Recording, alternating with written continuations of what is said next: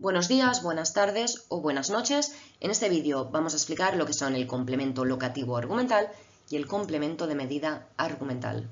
Son dos funciones sintácticas importantes que además entran en la selectividad, ¿vale? O en las pruebas de acceso a la universidad.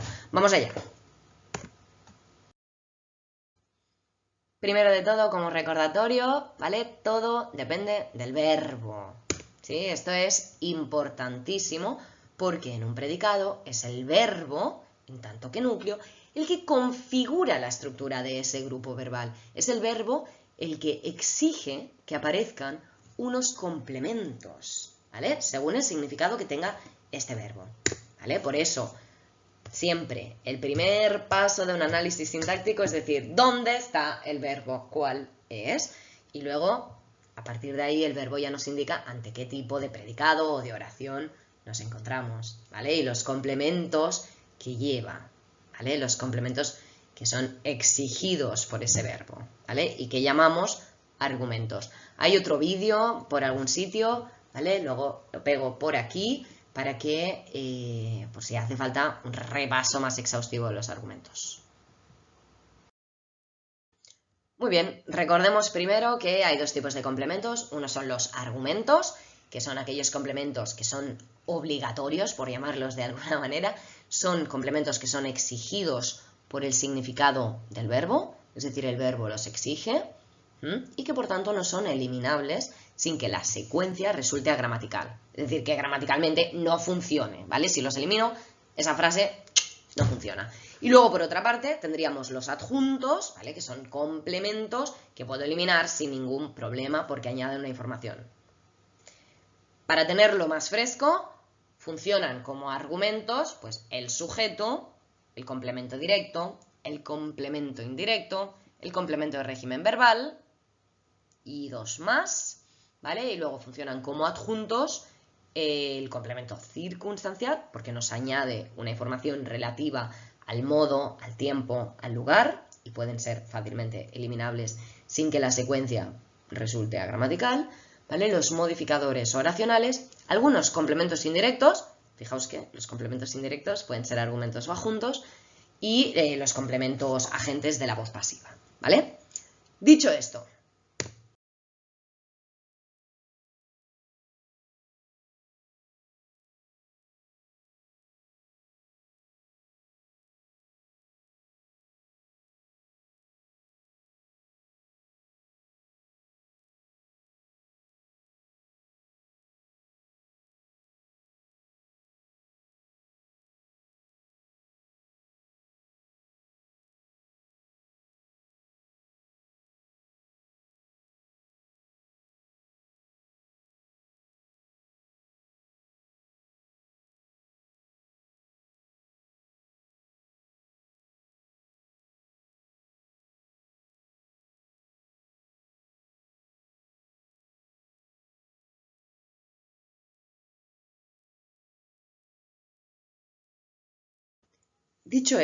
imaginemos que tenemos una oración como Dorotea reside en Barcelona.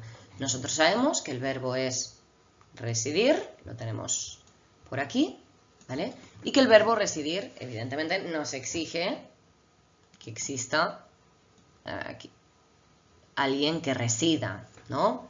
Que además desempeña la función sintáctica de sujeto. ¿Qué ocurre con en Barcelona? Sabemos que es un complemento que expresa el lugar, la ubicación, es locativo, ¿vale?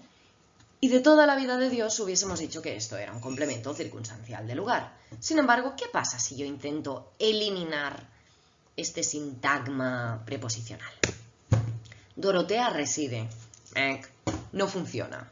Por tanto, si nosotros sabemos que un complemento circunstancial es un adjunto, y es así en todos los casos, ¿vale? Entonces, si yo no puedo eliminarlo sin que la oración se resienta, no puede ser, por tanto, un adjunto. Ejemplo número 2. Vivo en Barcelona. Pues lo mismo, si yo intento eliminar en Barcelona, este complemento locativo, yo vivo.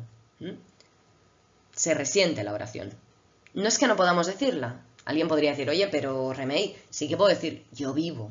Pero yo vivo es un uso absoluto del verbo vivir, que significa yo vivo y no estoy muerto, básicamente, ¿vale? No tiene nada que ver con esta oración. Es otro tipo de valor. Se está usando con valor absoluto, ¿vale? Pero no con el significado que lo tenemos aquí. Por tanto, en Barcelona sigue siendo un sintagma que no puedo eliminar.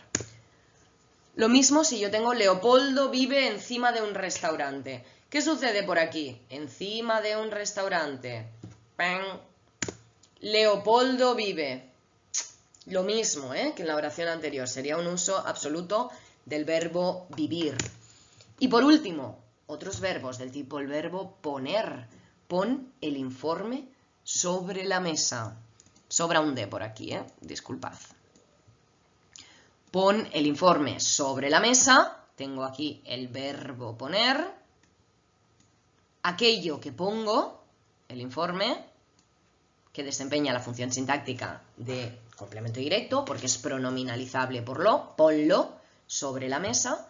Pero imaginamos que le decimos a alguien, pon el informe. ¿Qué nos diría? ¿Dónde lo pongo? No puedo eliminar el lugar, la expresión del lugar, en este tipo de verbos. Tampoco lo puedo hacer en el verbo guardar, por ejemplo. Guarda el informe dentro del cajón. Guárdalo. ¿Dónde? ¿Sí? Entonces, vistos estos ejemplos, ¿qué es lo que pasa? Que no es un adjunto, es un argumento. Y ahí es donde tenemos este complemento, que es el complemento locativo argumental. Es una función sintáctica y es un tipo de complemento que expresa la ubicación. ¿Vale? Simplemente saber esto. Dicho muy brevemente, es como un complemento circunstancial del lugar, pero argumental. ¿Vale? Expresa el lugar de aquellos verbos que nos exigen la expresión de lugar en un complemento. Vamos con lo que podríamos llamar la alerta 2. ¿Vale? Si yo tengo una oración del tipo Titanic dura 4 horas, nosotros sabemos que el verbo es dura y que este verbo que expresa duración siempre exige un argumento, tiene un argumento que es aquel que desempeña la función de sujeto y que es aquello que dura, ¿no? En este caso, Titanic. Titanic dura. La cuestión es que nos encontramos un complemento detrás o a la derecha de dura, que es 4 horas, que expresa la duración, ¿no? ¿Qué pasa? Que si yo intento elidir este complemento, no funciona. La secuencia resulta agramatical. Titanic dura. Alguien podría decirme, bueno, pero Remey, yo puedo decir Titanic dura y dura y dura y dura. Pero ojo, porque ahí tiene un valor absoluto. Estoy indicando otra cosa. Fijémonos que uno podría pensar que esto es un complemento directo. Titanic dura 4 horas. Las dura. Es sustituible por el mismo pronombre que un complemento directo. Pero ojito, porque entonces no puedo tampoco pasarlo a pasiva, que es algo que debería poderse hacer. No puedo decir 4 horas son duradas por Titanic, por ejemplo. ¿Qué pasa aquí? Pues básicamente lo primero es que no es un adjunto, es un argumento y es un complemento que hemos dado en llamar complemento de medida argumental, ¿vale? De la misma manera que al otro lo llamábamos de esa manera. Aparece también con otros tipos de verbos. Siempre vamos a ir a ver al verbo, ¿vale? Lo que nos indica o lo que exige, los complementos exigidos. Se cuesta $3. Fijaos, aquí tenemos ya el precio, pero es también una medida, ¿vale? ¿Qué más? Pesa, el verbo pesar. Pesa mucho, ojito, porque aquí ya tenemos un adverbio, ¿vale? También puede ser con un adverbio. O, por ejemplo, el verbo tardar, tardó días. Lo mismo, ¿vale? Ups, aquí he cambiado los colores.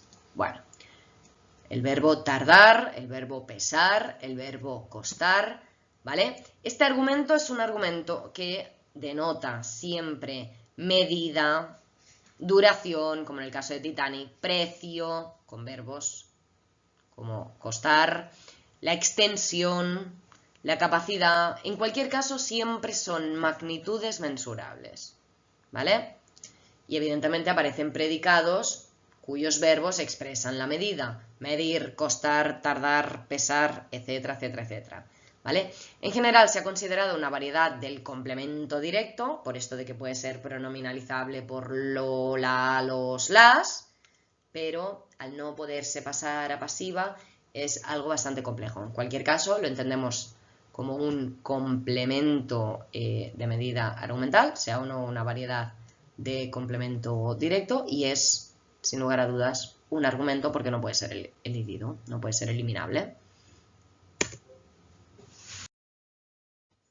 Así que, si habíamos empezado diciendo cuáles eran aquellas funciones sintácticas que corresponden a argumentos y que corresponden a adjuntos, ahora de una forma un pelín más sistemática, tened en cuenta, ¿vale?, que el sujeto, el directo, el indirecto, el régimen verbal son argumentos, pero que les añadiríamos también el complemento locativo argumental y el complemento de medida argumental, ¿vale? Y por otra parte, bueno, los adjuntos, por aquí los tenemos, pero ahora no nos interesan tanto.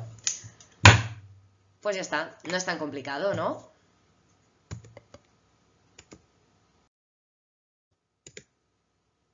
Recordar lo último, que todo depende